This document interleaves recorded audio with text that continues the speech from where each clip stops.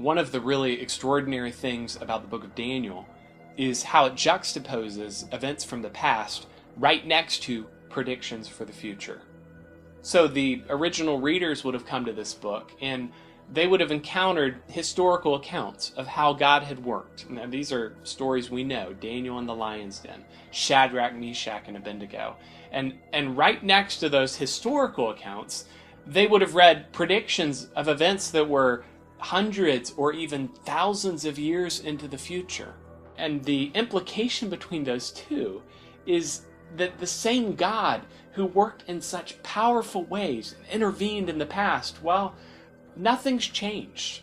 That same God is working powerfully right now and will continue to work far into the future.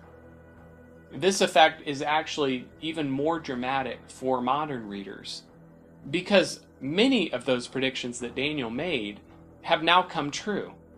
Daniel prophesied them hundreds of years in advance. Well, you can take the text of Daniel, open up a secular history, and you can see line by line how Daniel prophesied that something would happen at a certain time in a certain way, and that's exactly how it happened, except Daniel was predicting it hundreds of years ahead of time.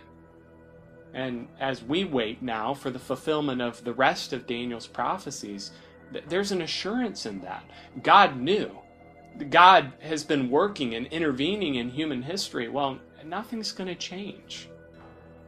It's really unfortunate that for the typical modern Bible reader, the book of Daniel is a closed book. And I think that has to do in many ways with some imagery and some challenging things to work through.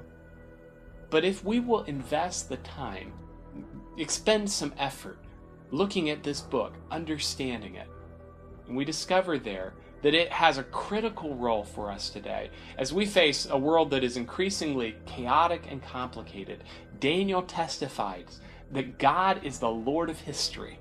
Nothing ever happens on planet Earth apart from His knowledge, His intervention, His purposes, and His plan.